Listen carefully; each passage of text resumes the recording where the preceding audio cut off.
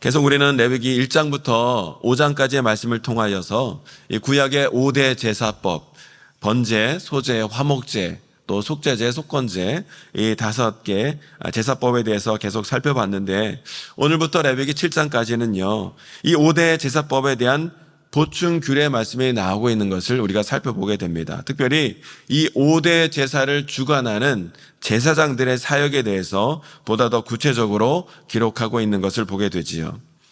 오늘 본문의 말씀을 보면 특별히 이 번제와 소제를 드릴 때에 제사장이 어떤 일을 해야 하는가, 제사장의 직분이 무엇인가, 제사장의 사역에 대해서 자세하게 기록되어 있는 것을 보게 되는데요.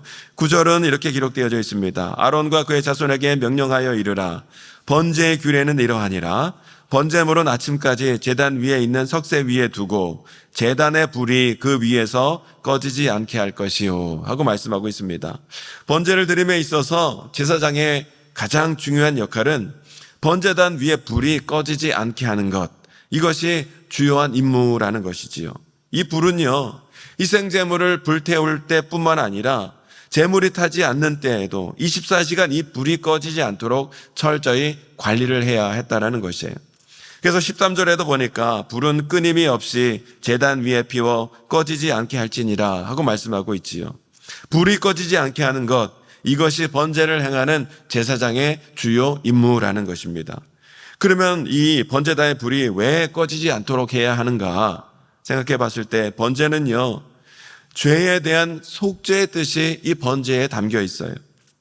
그래서 죄인이 자신의 죄를 대신하여 이 희생제물을 바칠 때에 이 희생제물이 나 대신 피 흘려 죽고 그 죽은 제물을 태워서 향기를 하나님께 올려드림으로 죄인들을 향한 하나님의 공의는 만족되고 또 죄인들은 자신의 죄를 용서함 받을 수 있게 되었다라는 것이지요. 때문에 이 죄인은 그 죄로 인하여 반드시 죽어 마땅해야 했지만 이 희생제물이 죄인을 대신하여 죽고 또 대신 죽은 증거로 태워 그 연기가 향이 되어 하나님께 올려진 바 되어서 죄에 대한 하나님의 공의가 만족되고 또한 죄인들은 그 죄가 용서함 받게 되었다 하는 것이 이 번제에 담겨있는 뜻이라는 것이죠. 그래서 에베소서 5장 2절의 말씀을 보니까 이렇게 말씀하고 있어요. 그리스도께서 너희를 사랑하신 것 같이 너희도 사랑 가운데서 행하라. 그는 우리를 위하여 자신을 버리사 향기로운 제물과 희생제물로 하나님께 드리셨느니라. 아멘. 예수님께서 우리를 대신하여 자신을 버리사 향기로운 제물과 희생제물로 하나님께 드려진 바 되었다 말씀하고 있어요. 예수님께서 저와 여러분의 죄를 대신하여 십자가에 대신 피 흘려 죽으시고 그 향기로운 희생제물로 하나님께 드려짐으로 말미암아 오늘 저와 여러분의 죄가 깨끗이 용서함 받게 되었다는 것이에요. 여러분, 예수님 외에 다른 것으로는 하나님의 공의를 만족시킬 수 없다라는 것이에요. 때문에 하나님은 이 예수님의 희생 제사를 받으시고 만족하사 이것을 의로 여겨주심으로 오늘 저와 여러분의 죄를 용서해 주시고 하나님 자녀로 삼아 주신 줄로 믿습니다. 때문에 번제단의 이 불은 무엇을 뜻하는가? 이러한 희생이 아니고서는 하나님의 공의를 만족시킬 수 없다. 죄인의 죄가 용서함 받을 수 없다라는 것을 말씀해 주고 있기 때문에, 그래서 제사장들은 이러한 불을 절대로 꺼뜨려서는 안 되었다라는 것이죠.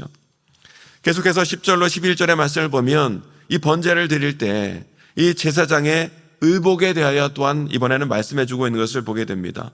10절에 보니까 제사장은 세마포 긴 옷을 입고 세마포 속바지로 하체를 가리고 제단 위에서 불태운 번제의 재를 가져다가 제단 곁에 두고 하고 말씀하고 있습니다. 번제를 드릴 때 제사장은요 세마포 옷을 입어야 한다는 것이에요.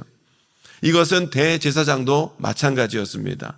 원래 출애굽기에 보면요 대제사장은 의복을 입을 때 어떻게 입어야 되는가? 세마포 옷을 입고요 그 위에 겉옷, 에봇, 그리고 판결 흉패, 그리고 머리에 관을 쓰도록 되어 있었어요.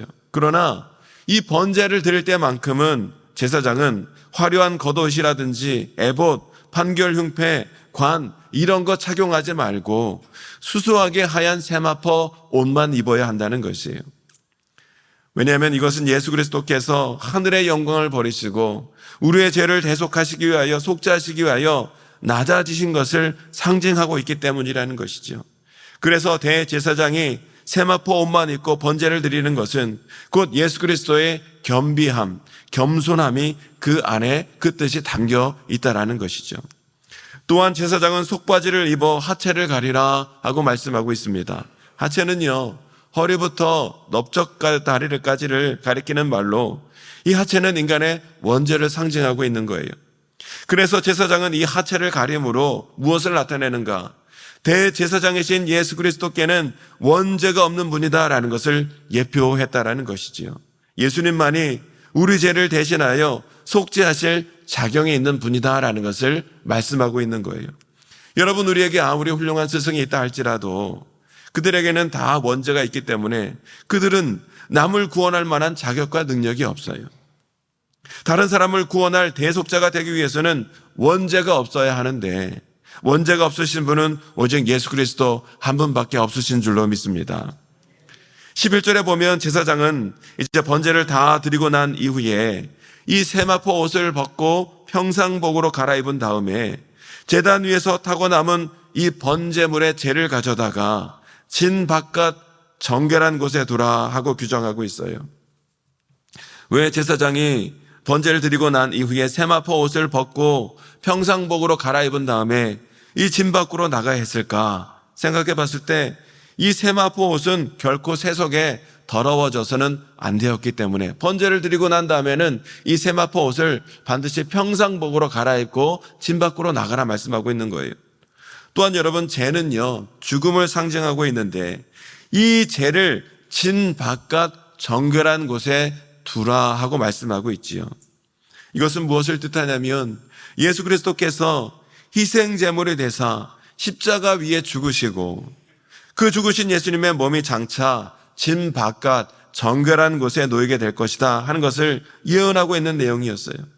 여러분, 예수님이 십자가에 달리신 언덕은 골고다 언덕, 곧 해골의 언덕이었죠.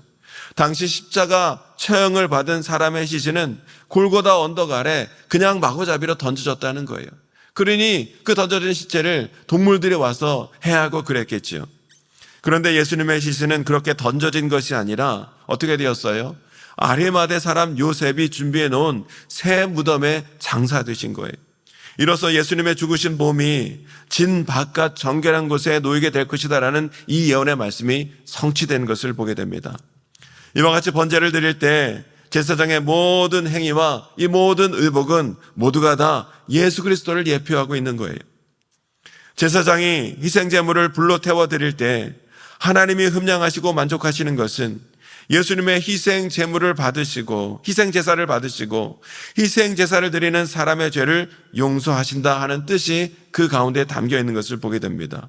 이것은 예수 그리스도를 믿는 사람의 죄를 하나님께서 용서하여 주시고 그에게 영생의 복을 허락하여 주신다는 뜻이 그 안에 담겨 있는 것이죠.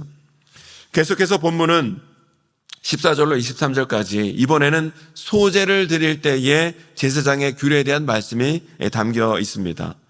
특별히 15절로 16절의 말씀을 보면 소제를 드릴 자가 이 곡식을 가져오면 제사장은 어떻게 합니까?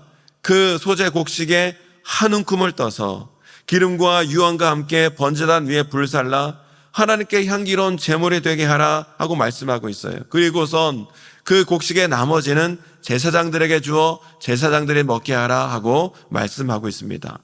이때 소제물에는 반드시 누룩을 넣지 말라, 그리고 회막들에서 그것을 먹으라 말씀하고 있지요. 누룩은 음식을 변질시키는 것이기 때문에 제사장은 결코 누룩 있는 음식을 먹어서는 안 되었다는 것이에요. 번제물의 고기는 모두 불태웠기 때문에 제사장의 몫은 화목제의 일부밖에는 거의 없었지만 이 소제는 대부분 제사장들의 몫으로 돌아가게 된 것을 보게 됩니다. 이것을 통해서 우리가 알 수 있는 것이 무엇이냐면 하나님께서는 하나님의 일을 위하여 헌신하는 자들의 모든 삶을 책임져 주신다 하는 것을 우리가 알게 되지요. 예수님께서도 말씀하시기를 너희는 먼저 그의 나라 의를 구하라는 거예요. 그러면 이 모든 것을 더하여 주시리라 예수님 말씀하셨습니다. 이스라엘 백성들도요, 광야에서 40년 세월을 지나는 동안 하나님께서 만나와 메추라기를 통하여 매일매일 그들의 삶을 책임져 주셨던 것을 보게 되는데, 하나님의 일을 하는 자에 대해 하나님은 결코 그들의 삶의 문제를 외면치 않으시고 그들의 삶을 반드시 책임져 주신다, 우리에게 말씀하고 있어요. 때문에 주님의 일을 하는 사람들은 무엇을 먹을까, 이 땅에서 무엇을 입을까, 그것을 염려해서는 안 된다는 거예요. 주님의 일을 하는 자에게 필요한 모든 삶의 필요를 하나님께서 채워주신다는 사실을 믿는 믿음으로 부르심에 합당한 삶을 살아갈 뿐만 아니라 주신 사명도 잘 감당하는 성도가 되어야 한다, 우리에게 말씀하고 있습니다.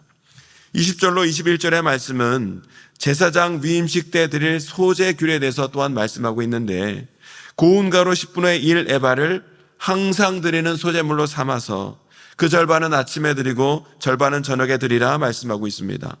고운 가루를 기름으로 반죽하여 철판에 굽고 기름에 적셔 썰어서 소재로 여호와께 드리는 향기로운 향기가 되게 했는데, 이때 중요한 것이 한 가지 있었지요. 23절에 보니까 제사장의 위임식 때 드린 이 소재물은 먹지 말고 모두 불살르라 말씀하고 있습니다. 제사장의 직분은 특별히 온전히 하나님께 구별된 직분이기 때문에 하나님 앞에서 모든 것을 헌신해야 한다 하는 뜻이 이 가운데 담겨 있는 거예요. 오늘 우리는 이 제사장에 관한 소재 귤의 말씀을 통해서 성도는 그 삶을 하나님께 온전히 드려야 하며 나아가야 된다라는 사실을 다시 한번 깨닫게 됩니다.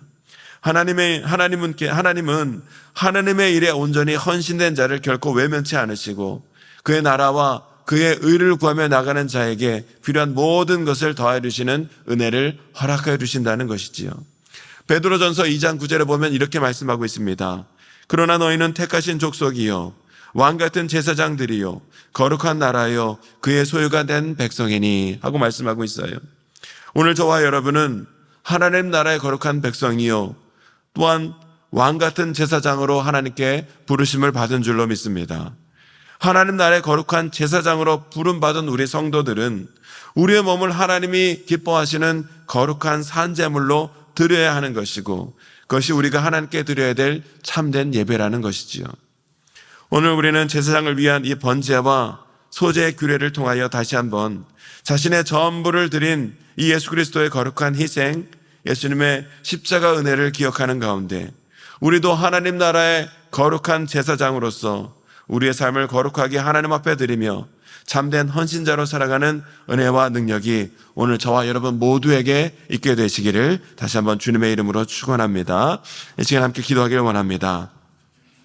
우리의 죄를 사하시기 위하여 십자가 위에서 물과 피를 쏟아 죽으시는 가운데 우리의 죄를 용서해 주신 우리 예수 그리스도의 십자가 사랑, 그 십자가 희생을 다시 한번 감사하며 나갈 수 있는 성도 되게 해주시고, 우리를 하나님 나라의 거룩한 백성뿐만 아니라 하나님 나라를 위한 거룩한 제사장으로 부르셨으니 온전히 헌신된 삶을 살아가는 가운데 하나님 앞에 영광 돌리는 거룩한 성도 될 수 있도록 하나님 은혜와 능력을 더하여 주시옵소서. 우리 말씀을 기억하며 기도하시고 우리 삶의 모든 문제를 주님께 맡기며 간절히 기도하는 이 시간이 되길 원합니다. 우리 주여 많이 외치시고 함께 기도하겠습니다.